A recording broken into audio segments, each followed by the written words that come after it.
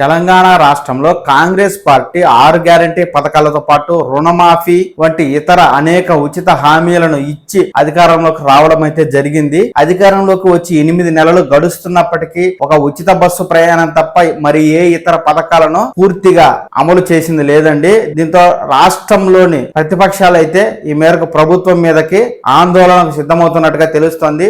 ఇప్పటికే దివ్యాంగ సంఘాలు ఆసరా పెన్షన్ ని పెంచాలి అంటూ జిల్లాల వారీగా ఆందోళన చేపట్టగా తాజాగా రాష్ట్రంలో మహిళలకు ఇచ్చిన హామీలను నెరవేర్చకపోవడాన్ని నిరసిస్తూ బీజేపీ రాష్ట్ర మహిళా మోర్చా నారీ భేరీ పేరుతో ఈ మేరకు ధర్నా చౌక్ వద్ద బీజేపీ అయితే ఆందోళన చేయడం అనేది జరిగింది. ఈ కార్యక్రమానికి కిషన్ రెడ్డి గారు హాజరై ముఖ్యమంత్రి రేవంత్ రెడ్డి గారు ఏ ఊరికి వెళ్తే ఆ ఊరి దేవుడిపై ఒట్లు వేస్తూ ఈ మేరకు కాలాన్ని సాగదీస్తూ ఉన్నారని, మహిళలకు నెల 2,500 రూపాయలు ఇస్తామన్న హామీ ఏమైందని, 500 రూపాయలకే గ్యాస్ సిలిండర్ పథకం ఇంకా సక్రమంగా అమలు కాలేదని, గృహజ్యోతి పథకం అర్హుల కంటే అర్హులై వివిధ కారణాలతో రిజెక్ట్ చేయబడిన వారే ఎక్కువగా ఉన్నారని, కళ్యాణ లక్ష్మి పథకం కింద నిరుపేద జంటలు పెళ్లి చేసుకుంటే ₹1,00,000 ఆర్థిక సహాయం, తులం బంగారం, చదువుకునే యువతలకు ఉచిత స్కూటీ ఇస్తామన్నారని, ఆ పథకం ఏమైందని, రాష్ట్రంలో మహిళలకు ఉచిత ప్రయాణం మినహా ఏ ఒక్క పథకాన్ని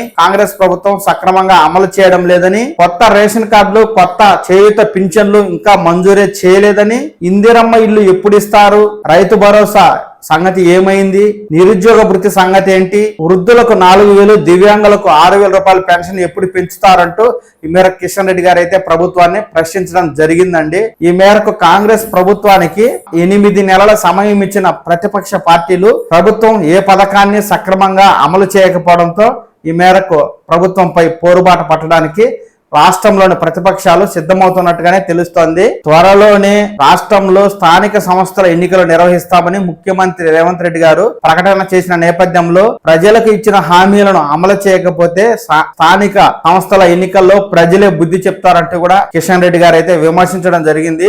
మొత్తానికి రాష్ట్రంలో ప్రభుత్వంపై ప్రతిపక్షాలు ఆందోళనకు సిద్ధమవుతున్నట్టే తెలుస్తోంది. దివ్యాంగులతో మొదలైన ఈ ఆందోళన బీజేపీతో మొదలై ఇక మీదట బీఆర్ఎస్ ఇతర వామపక్ష పార్టీలు ఈ ప్రభుత్వ పథకాలకు సంబంధించి ఇక మీదట గట్టిగా మాట్లాడే అవకాశం ఉన్నట్టు తెలుస్తుంది. కాంగ్రెస్ ప్రభుత్వం మహిళలకు కావచ్చు, రైతులకు కావచ్చు, యువకులకు ఇచ్చిన హామీలను వెనువెంటనే నిలబెట్టుకోకపోతే ప్రజల నుంచి తీవ్ర వ్యతిరేకత వచ్చే అవకాశం ఉన్న నేపథ్యంలో ముఖ్యమంత్రి రేవంత్ రెడ్డి గారు తక్షణ చర్యలు ఉపక్రమించి బడ్జెట్ లో ఆయా పథకాలకు నిధులు కేటాయించి వెనువెంటనే ఈ పథకాలను ప్రారంభించితే బాగుంటుంది అని ఇటు ప్రతిపక్షాలు ఇటు ప్రజలు అయితే కోరుకుంటూ ఉన్నారు. తెలంగాణలో ప్రభుత్వ పథకాలకు సంబంధించి ఎలాంటి సమాచారం ఉన్నది ఉన్నట్టుగా నేను మీకు తెలియజేస్తూ ఉంటాను. ఈ సమాచారాన్ని మీరు మీ మొబైల్ ఫోన్ ద్వారా తెలుసుకోవడం కోసం ఈ పవన్ టాక్స్ తెలుగు ఛానల్ ని లైక్ చేసి, షేర్ చేసి, సబ్స్క్రైబ్ చేసుకోండి. నమస్కారం.